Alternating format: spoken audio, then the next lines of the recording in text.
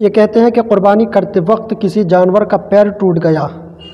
تو اب اس کی قربانی کرنا کیسا ہے، یعنی کہ جب پیر ٹوٹ گیا تو اس میں عیب ہو گیا، اب اس کی قربانی کرنے کا حکم کیا ہے؟ ان کے کہنے کا مقصد یہ ہے کہ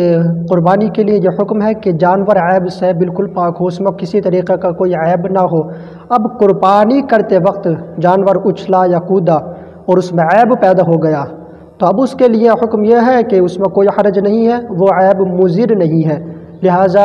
وہ وقت قربانی اس میں عیب پیدا ہو گیا اچھلنے کودنے کی وجہ سے، لہٰذا اس کو ذبح کر دیا جائے، اس میں کسی طریقے کا کوئی حرج نہیں ہے۔ اسی طریقے سے جانور کو قربان کرتے وقت اس کو پچھاڑا، اس کو زمین پر لٹایا، لٹاتے وقت وہ اچھلا یا کودا یا چھٹ کر کے وہ بھاگ گیا اور فوراً اس کو پکڑ لیا گیا، تب بھی اگر اس میں کوئی عیب پیدا ہو گیا تو اس عیب میں کوئی قباحت نہیں ہے کسی طریقے کی، لہٰذا وہ عیب کوئی اس کے لیے مضر نہیں ہے، اس کے لیے کوئی عیب وہ مضر نہیں ہے، لہٰذا اس کو ذبح کر لیا جائے، اس میں کوئی حرج نہیں ہے۔ بحوالہ بحری شریعت جلد نمبر 3 حصہ نمبر 15 صفحہ نمبر 140 پر اس کو ذکر کیا، امید کرتا ہوں آپ حضرات سمجھ گئے ہوں گے، واللہ اعلم۔ کہتے ہیں کہ رات میں قربانی کرنا یہ کیسا ہے؟ رات میں قربانی کرنا مکروہ ہے، اس کی اجازت نہیں ہے، لہذا جب قربانی کی جائے تو دن میں کی جائے، رات میں نہ کی جائے، واللہ اعلم۔ ایک حوالہ سننا بحری شریعت جلد نمبر 3 حصہ نمبر 15 صفحہ نمبر 136 پر اس کو ذکر کیا، واللہ اعلم۔ کہ ایک جانور میں 7 حصے کرنا یہ کیسا ہے؟ اور مزید یہ کہ جب ایک جانور میں 7 حصے کیے جائے تو اس میں گوشت کو کس طریقے سے تقسیم کیا جائے، کیونکہ بعض جگہوں پر لوگ گوشت کو کم بڑھتی کر دیتے ہیں، اس کے لیے شریعت میں کیا حکم ہے؟ ایک ہی جانور میں اگر چند لوگ یہ چاہیں کہ ہم مل کر کے اس میں قربانی کر لیں تو کر سکتے ہیں، لاسٹ 7 لوگ ہیں، ایک سے لے کر کے 7 حصوں تک اس میں ایک ہی جانور میں 7 لوگ شامل ہو کر کے قربانی کر سکتے ہیں، اس میں کوئی حرج نہیں ہے۔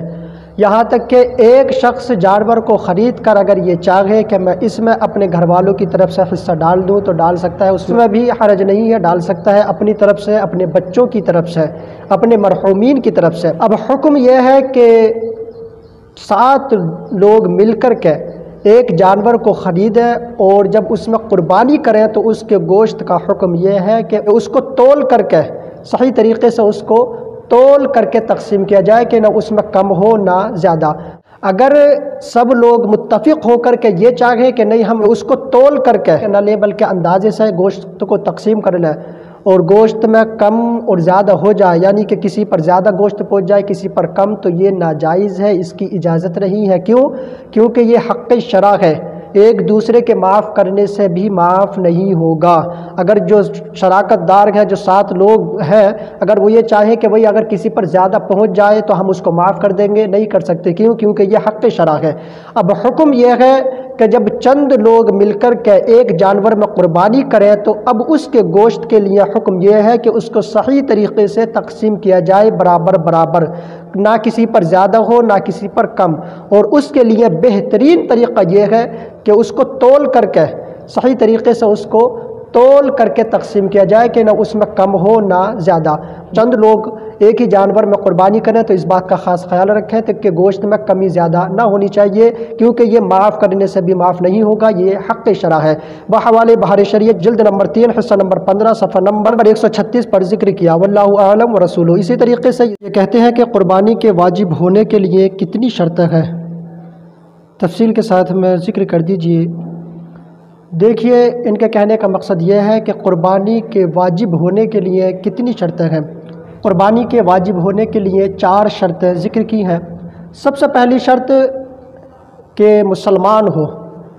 یعنی کہ غیر مسلم پر قربانی واجب نہیں۔ دوسری شرط مقیم ہونا، یعنی کہ مسافر پر قربانی واجب نہیں۔ تیسری شرط یہ ہے مالک کے نصاب ہو، قربانی کے واجب ہونے کے لیے تیسری شرط یہ ہے کہ مالک کے نصاب ہو، اور مالک کے نصاب ہونے کے لیے اتنا مالدار ہونا، اتنا مال ہونا ضروری ہے جس سے کہ صدقہ فطر واجب ہوتا ہے، نہ کہ وہ مالک نصاب کہ جس سے زکوٰۃ ادا کرنا ضروری ہوتا ہے، وہ مالک نصاب ہونا اس کے لیے ضروری نہیں ہے، بلکہ صدقہ فطر جس سے واجب ہوتا ہے اسی سے قربانی بھی واجب ہوتی ہے۔ 3 شرطیں ہو گئی۔ چوتھی شرط یہ ہے کہ آزاد ہو، یعنی کہ غلام پر قربانی واجب نہیں۔ یہ 4 شرط ہے کہ جن کا قربانی کے دنوں میں پایا جانا ضروری ہے۔ اگر ان 4 شرطوں میں سے کوئی ایک شرط بھی نہیں پائی گئی تو اس پر قربانی واجب نہیں ہے۔ یعنی کہ اگر کوئی شخص ایسا ہے مالک نصاب بھی ہے، مسلمان بھی ہے، لیکن وہ مقیم نہیں ہے بلکہ مسافر ہے تو اس پر بھی قربانی واجب نہیں۔ لہذا جو یہ 4 شرطیں ذکر کی ہے ان کا قربانی کے دنوں میں پایا جانا بے حد ضروری ہے۔ اگر ایسا ہو کہ یہ 4 شرطیں کسی شخص کے اندر پائی جاتی ہیں لیکن قربانی کے دنوں میں نہیں بلکہ دوسرے دنوں میں پائی جاتی ہیں،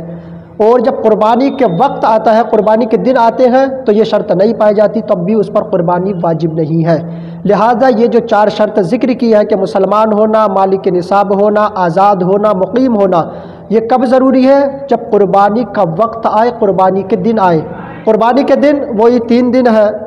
10ویں ذی الحجہ، 11ویں، 12ویں، یہ 3 دن قربانی کے ہیں۔ لہٰذا ان 3 دنوں میں اگر کوئی شخص ایسا ہے کہ جو مسلمان بھی ہے، مقیم بھی ہے اور مالک نصاب بھی ہے، آزاد بھی ہے، تو اس پر قربانی کرنا واجب ہے۔ اگر وہ نہیں کرتا ہے تو گناہگار ہوگا، آخرت میں اس کے تعلق سے اس سے پوچھا جائے گا۔ یہ جو شرائط میں نے ذکر کیے ہیں اس کے تعلق سے حوالہ سن لیں، بہار شریعت جلد نمبر 3 حصہ نمبر 15 صفحہ نمبر 132 پر اس کو ذکر کیا۔ امید کرتا ہوں آپ حضرات سمجھ گئے ہوں گے۔ اسی طریقے سے یہ کہتے ہیں کہ قربانی کے لیے جانور خریدا تھا،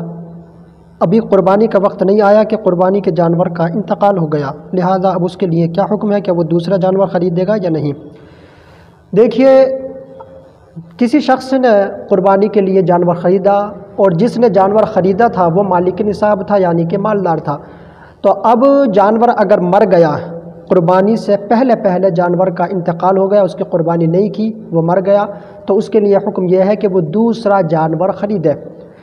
یا جانور گم ہو گیا تب بھی اس کے لیے یہی حکم ہے کہ وہ جانور دوسرا خریدے۔ اگر فقیر تھا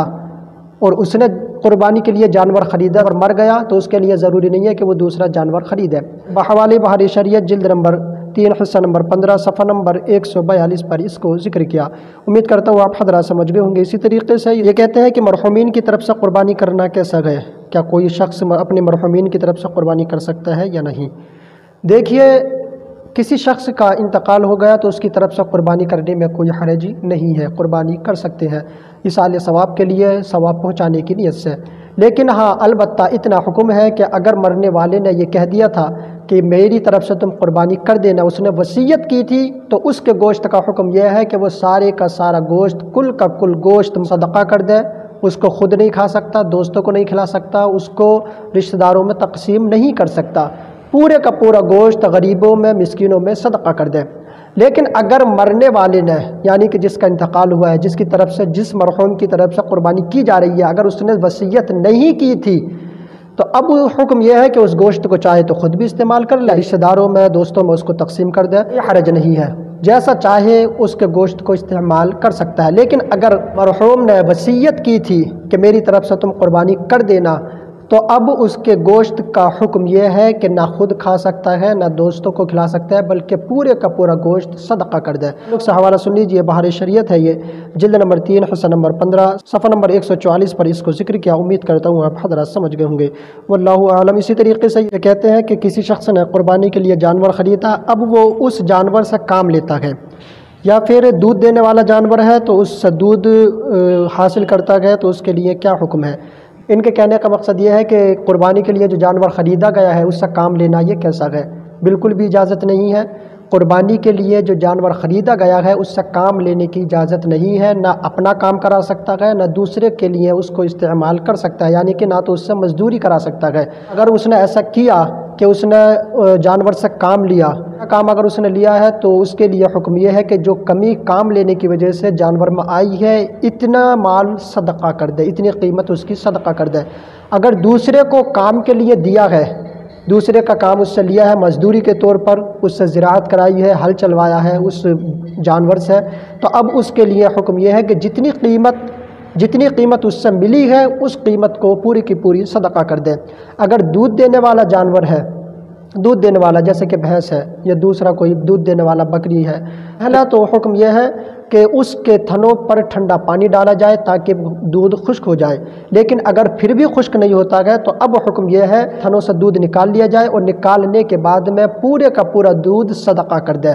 پورے کا پورا دودھ صدقہ کر دے، نہ تو خود پی سکتا ہے اور نہ ہی اس کو بیچ کر کے اپنے کام میں لے سکتا ہے۔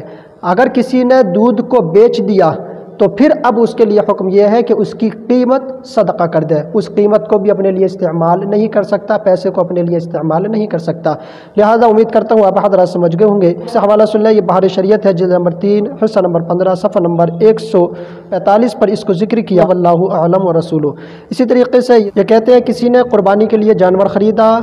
اور قربانی کرنے سے پہلے اس نے بچہ کو جنم دیا، تو اب اس کے لیے حکم کیا ہے؟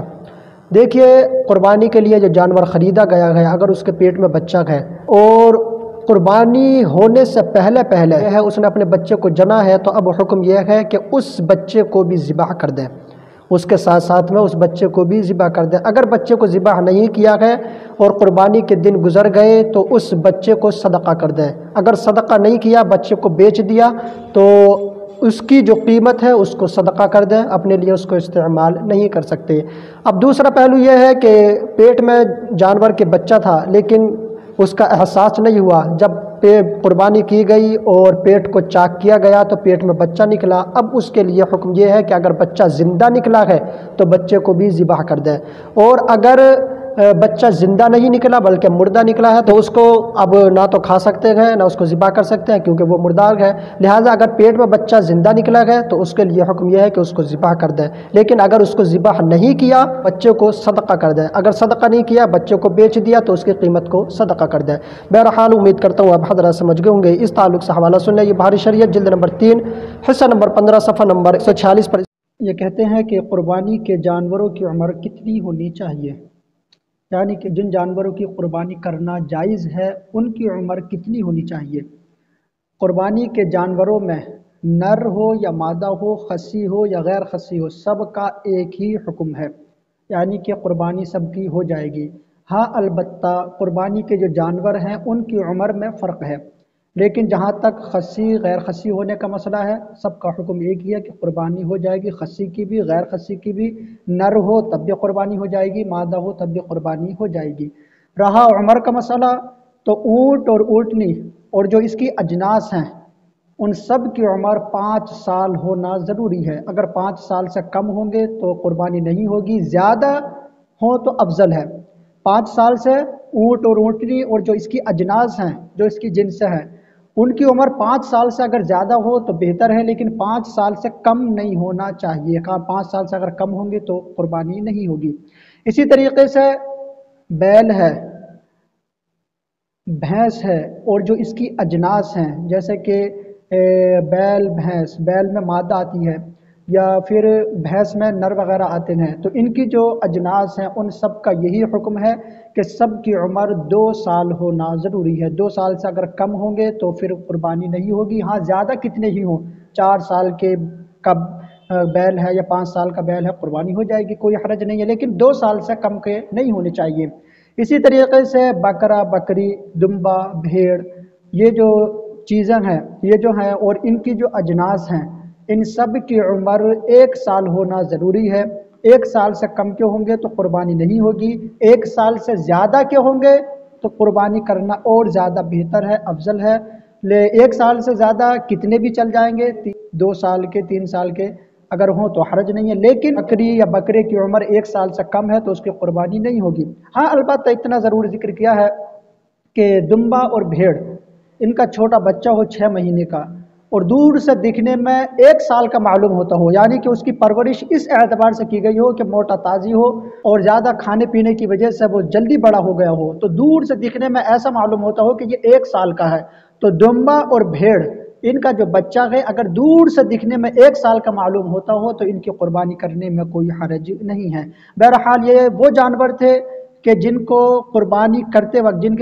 کرتے وقت ان کی عمر کا لحاظ کرنا بے حد ضروری ہے۔ اونٹ اور اونٹنی کی اور جو اس کی اجناس ہیں ان کی عمر 5 سال ہونا ضروری ہے، بیل ہے، بھینس ہے اور جو اس کی اجناس ہیں ان کی عمر 2 سال کا ہونا ضروری ہے، اور جو بکرا، بکری، دمبا، بھیڑ وغیرہ ہیں ان کی عمر 1 سال ہونا ضروری ہے۔ ہاں البتہ دمبا اور بھیڑ کے جو بچے ہیں اگر دور سے دیکھنے میں 1 سال کے معلوم ہوتے ہوں تو بھی ان کی قربانی ہو جائے گی، کوئی حرج نہیں ہے۔ تعلق سے حوالہ سن لیجئے بحر شریعت جلد نمبر 3 حصہ نمبر 15 صفحہ نمبر 139 پر اس کو ذکر کیا، امید کرتا ہوں آپ حضرات سمجھ گئے ہوں گے۔ اسی طریقے سے کہتے ہیں کہ کوئی جانور ایسا ہے جس کے پیدائش سے ہی سینگ نہیں ہے تو اس کی قربانی کرنا کیسا ہے؟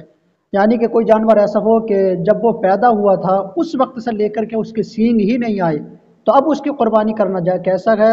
تو اس تعلق سے ارشاد فرمایا اس میں کوئی حرج نہیں ہے۔ کوئی جانور اگر ایسا ہو کہ اس کے پیدائش ہی سینگ نہ ہو، پیدائش سے ہی لے کر کے اب تک اس کے سینگ ہی نہیں آئے تو اس کی قربانی کرنے میں کوئی حرج نہیں ہے۔ ہاں البتہ اگر ایسا تھا کہ پہلے اس کے سینگ تھے لیکن کسی وجہ سے اس کے سینگ ٹوٹ گئے تو ارشاد فرمایا اگر اتنے سینگ ٹوٹ گئے ہیں کہ جس کی وجہ سے مینگ نظر آتی ہے، سینگ کے اندر جو مینگ ہوتی ہے اگر وہاں تک سینگ ٹوٹ گیا ہے اور وہ مینگ نظر آ رہی ہے تب اس کی قربانی کرنا جائز نہیں ہے، اور اگر اتنا سینگ ٹوٹ گیا کہ مینگ نظر نہیں آتی ہے تب قربانی کرنے میں کوئی حرج نہیں ہے۔ اسی طریقے سے اگر کوئی جانور پاگل ہو جائے، مجنون ہو جائے تو ارشاد فرمایا اگر اتنا پاگل ہو گیا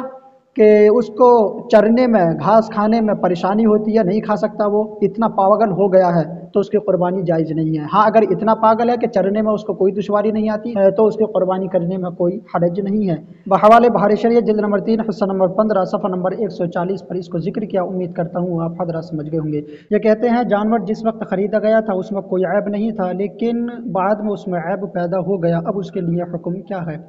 ان کے کہنے کا مقصد یہ ہے کہ قربانی کے لیے کوئی جانور خریدا، اس وقت اس میں عیب نہیں تھا، کوئی بھی عیب نہیں تھا، بعد میں اس میں عیب پیدا ہو گیا، مثال کے طور پر اس کا سینگ ٹوٹ گیا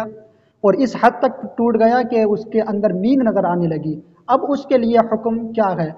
تو ارشاد فرمایا جس شخص نے وہ جانور خریدا ہے اگر وہ مالی کے نصاب ہے یعنی کہ اس پر قربانی کرنا واجب ہے، وہ مالدار ہے، تو اب اس کے لیے حکم یہ ہے کہ اس جانور کی قربانی نہ کرے، دوسرا جانور قربانی کے لیے خرید لے، یہ اس کے لیے ضروری ہے۔ اور اگر کوئی ایسا شخص ہے کہ جس پر قربانی کرنا واجب نہیں ہے، جو مالدار نہیں ہے، مالی کے نصاب نہیں ہے لیکن ثواب کی نیت سے کرتا ہے تو پھر اس کے لیے جائز ہے کہ وہ اسی جانور کی قربانی کر دے، اس کے لیے کوئی حرج نہیں ہے، اسے ثواب مل جائے گا۔ اس نے جانور خریدا اس وقت اس میں عیب نہیں تھا، بعد میں اس میں کوئی عیب پیدا ہو گیا تو اگر جانور خریدنے والا شخص مالدار ہے، وہ مالی کے نصاب ہے جس پر قربانی کرنا ضروری ہے، واجب ہے، تو اب اس کے لیے حکم یہ ہے کہ وہ دوسرا جانور خرید لے، اور اگر پہلے سے ہی اس میں عیب تھا پہلے سے ہی تو اس کا تو خریدنا جائز نہیں ہے، اس کی تو اجازت ہی نہیں ہے بالکل بھی، لیکن اگر بعد میں بھی عیب پیدا ہو گیا تب بھی اس کے لیے یہ حکم ہے کہ وہ دوسرا جانور خریدے، اس جانور کی قربانی کرنا اس کے لیے جائز نہیں ہے۔ اس تعلق سے حوالہ سن لیجئے، یہ بحر شریعت جلد نمبر 3 حصہ نمبر 15 صفحہ نمبر 141 پر اس کو ذکر کیا، امید کرتا ہوں آپ حضرات سمجھ گئے ہوں گے، واللہ اعلم۔